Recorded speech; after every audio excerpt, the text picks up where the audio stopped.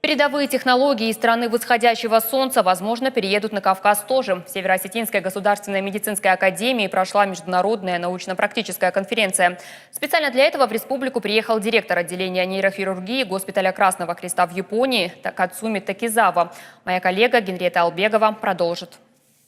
Это кадры сложнейшей операции по предотвращению тромбоза. Метод шунтирования один из самых современных. На самом деле изображение многократно увеличено. Операция происходит в радиусе 1–1,5 миллиметров. С республиканскими специалистами делится опытом японский профессор Кацуми Такизава. Он первый в мире осуществил разделение краниопагов. Так по-другому называют сиамских близнецов. Это событие стало всемирно известным. Сегодня профессор рассказывает о современных методах в области нейрохирургии.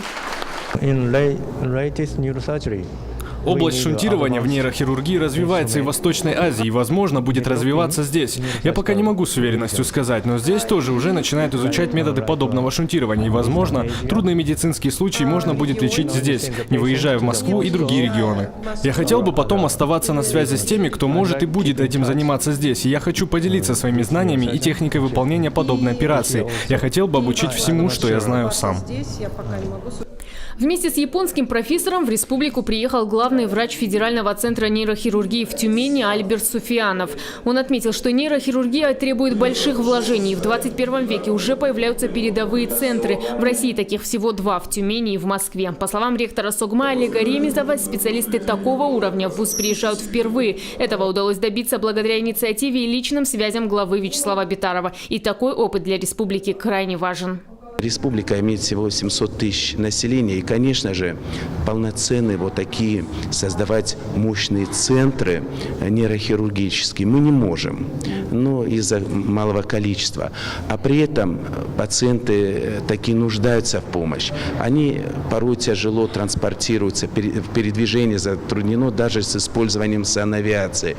И вот то, что сейчас, можно сказать, на короткой ноге, через телемедицину, через телефонную связь, гаджеты, смартфоны, всегда можно будет напрямую получить квалифицированнейшую консультацию и могут принять наших пациентов в Москве, в Тюмени, в Японии. Конечно, это очень важно.